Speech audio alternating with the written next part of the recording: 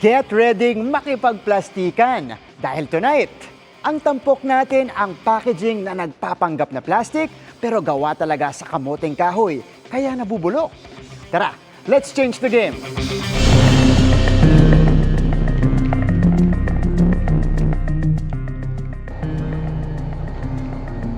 Ano pare, sakit lang talaga eh. Kala ko kaibigan kita, pero pinaplastic mo lang pala ako. Plastic ka! Plastic! Bro, hindi nga ako plastic.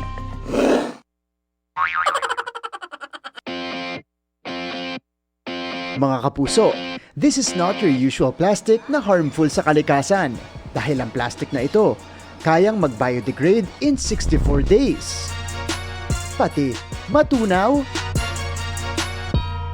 Yan ang cassava bioplastics, made from cassava o kamoteng kahoy, at ginagawa locally ng startup company na Ako Packaging.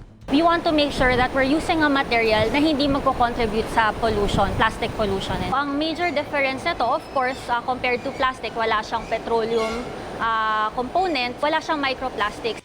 Making it highly compostable. O yun bang madaling mabulok para less basura? Mga kapuso, nandito na tayo ngayon sa extruder machine na siyang gumagawa mismo ng bioplastics. First step, ilalagay natin ang cassava pellet sa hopper feeder.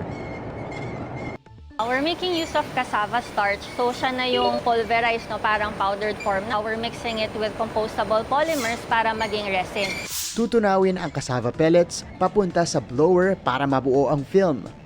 At rekta na agad sa printing machine para malagyan ng design gamit ang water-based pigments.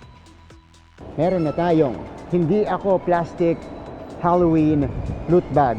Kakaiba rin yung pakiramdam natin dito sa plastic. It's not your, of course, conventional plastic material. It's softer. Yun yung una ko napansin. Yung texture niya, I think smoother as well. It can hold up to 5 to 6 kilos. Pero hindi na rin kailangang antayin ng 64 days para ma-decompose ang cassava bags. Dahil pwede rin itong tunawin gamit ang mainit na tubig. Ayan na! Naghihiwala-hiwalay na siya. Last July, kabilang ang kanilang startup company na nabigyan ng 3 million peso grant ng DOST para ma-improve pa ang tibay ng cassava bioplastics. Hakbang ng ahensya para matugunan ang plastic dependence sa bansa. Meron tayong e-commerce mailer bags, meron tayong t-shirt bags, grip hole, pouches, gift bags. We are trying to offer alternatives.